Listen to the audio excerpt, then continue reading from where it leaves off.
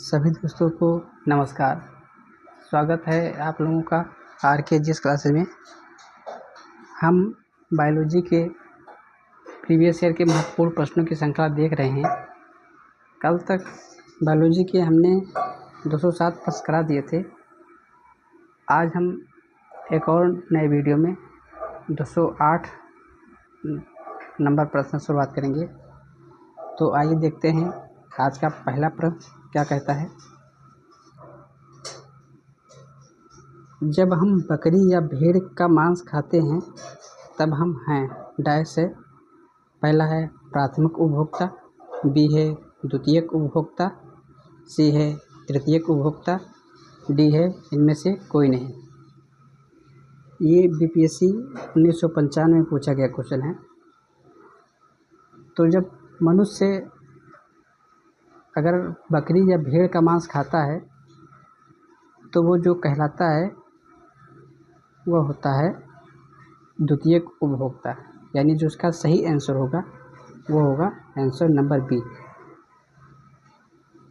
आइए देखते हैं प्रश्न संख्या 209। निम्न में से कौन सा आहार श्रृंखला का निर्माण करते हैं। पहला है घास, गेहूँ तथा आम, बी है घास, बकरी तथा मानव, सी है बकरी, गाय तथा हाथी, डी है घास, मछली तथा बकरी।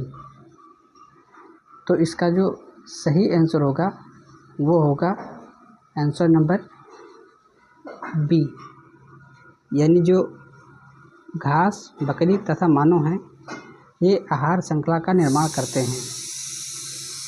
आइए देखते हैं प्रश्न संख्या 210।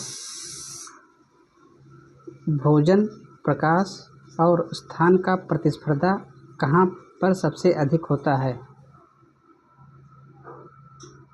पहला है एक ही स्थान पर पैदा होने वाली दूरवर्ती संबंधित प्रजातियां, बी है विभिन्न स्थानों में पैदा होने वाली दूरवर्ती संबंधित प्रजातियां, सी है विभिन्न स्थानों में पैदा होने वाली निकट संबंधी प्रजातियां, डी है एक ही क्षेत्र में या निच में पैदा होने वाली निकट संबंधित प्रजातियां।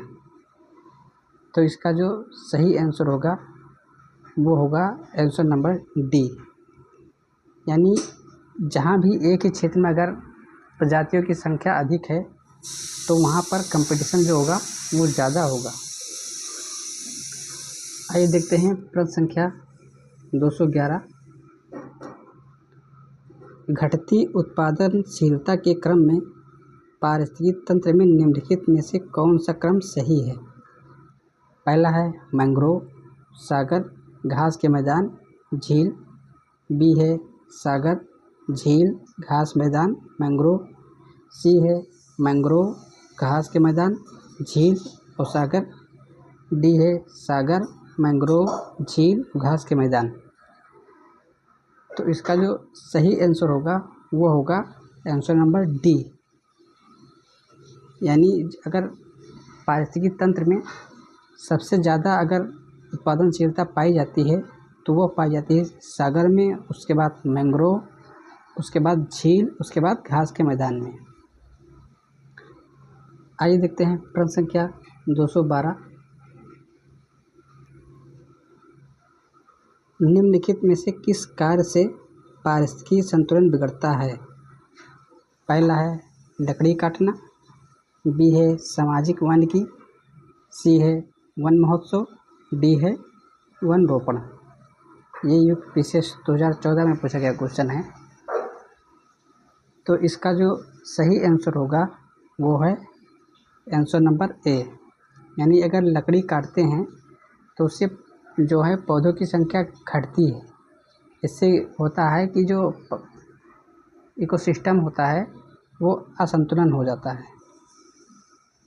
आइए देखते हैं प्रश्न संख्या 213। भारत में एक पारिस्थितिकी असंतुलन का निम्नलिखित में से कौन सा एक प्रमुख कारण है। पहला है वनोन्मूलन, बी है मरुस्थलीकरण, सी है बाढ़ एवं अकाल, डी है वर्षा की परिवर्तनता। ये RS और RTS 2012 में पूछा गया क्वेश्चन है। तो इसका जो सही आंसर होगा वो होगा आंसर नंबर ए, यानी वनोन्मूलन के कारण पारिस्थितिकी असंतुलन बिगड़ जाता है। आइए देखते हैं प्रश्न संख्या 214।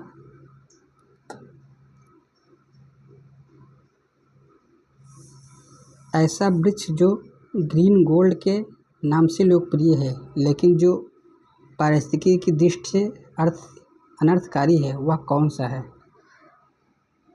पहला है यूकेलिप्टस, बी है पीपल, सी है वटवृक्ष यानी बरगद, डी है इनमें से कोई नहीं। तो इसका जो सही आंसर होगा वो होगा ऑप्शन नंबर ए, यानी जो यूकेलिप्टस है इसे पारिस्थितिकी तंत्र का आतंकवादी वृक्ष भी कहते हैं, साथ ही इसे ग्रीन गोल्ड के नाम से भी जाना जाता है। तो इसका जो आंसर है वो होगा आंसर नंबर ए। आइए देखते हैं प्रश्न संख्या 215। निम्नलिखित वृक्षों में से कौन सी पारिस्थितिकी मित्र नहीं है? पहला है बबूल, बी है यूकेलिप्टस, सी है नीम, डी है पीपल। तो इसका जो सही आंसर होगा वो होगा ऑप्शन नंबर बी, यानी जो यूकेलिप्टस है वो उसे पारिस्थितिकी मित्र नहीं कहते हैं। आइए देखते हैं प्रश्न संख्या 216। निम्नलिखित में से किस विकल्प का अर्थ प्राकृतिक या कृत्रिम रूप से जंगलों को पुनः स्थापना है?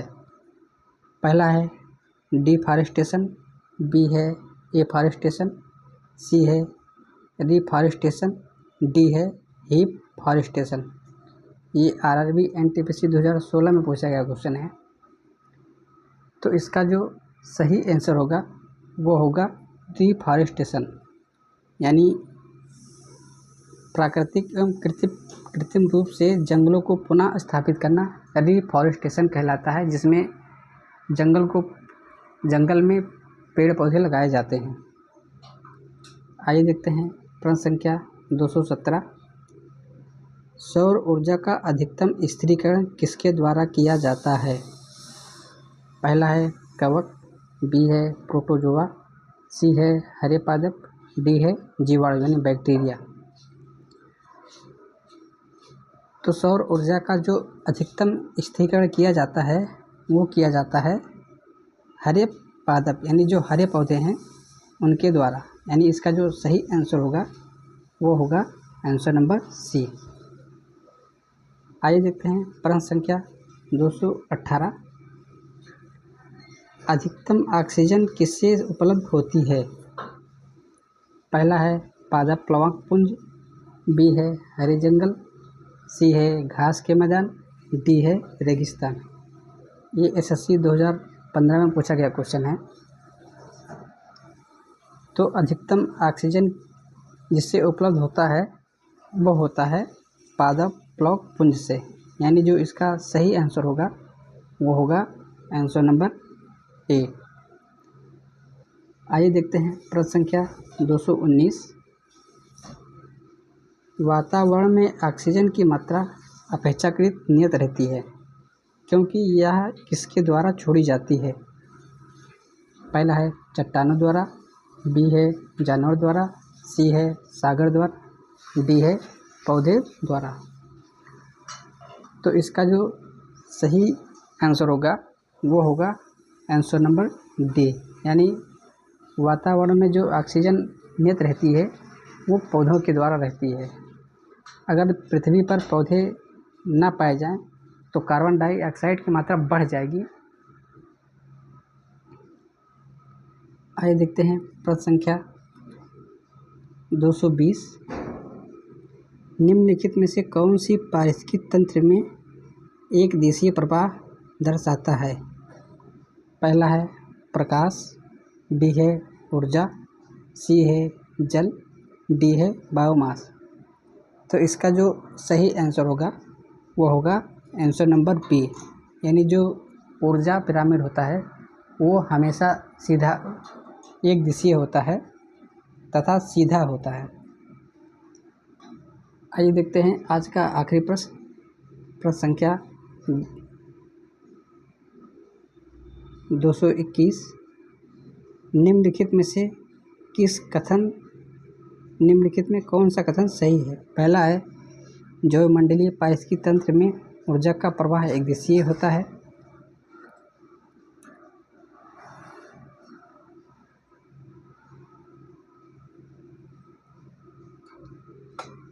बी है ज्वायुमंडलीय पारिस्थितिकी तंत्र में ऊर्जा का प्रवाह चक्रीय होता है। सी है प्राकृतिक पारिस्थितिकी तंत्र में बढ़ते पोषण स्तर के साथ ऊर्जा की सापेक्षिक क्षय घटता जाता है। डी है प्रगामी बढ़ते पोषण स्तरों के साथ प्रजाति सुलभ ऊर्जा का उपयोग जो उपभोग करने में कम दक्ष होते हैं। तो इसका जो सही आंसर होगा वो होगा आंसर नंबर ए, यानी जो जैवमंडल है उसमें पारिस्थितिकी तंत्र में ऊर्जा का प्रवाह एक दिशीय होता है। तो आज के लिए इतना ही, कल एक और नए वीडियो में मिलेंगे। तब तक के लिए नमस्कार, जय हिंद, वंदे मातरम।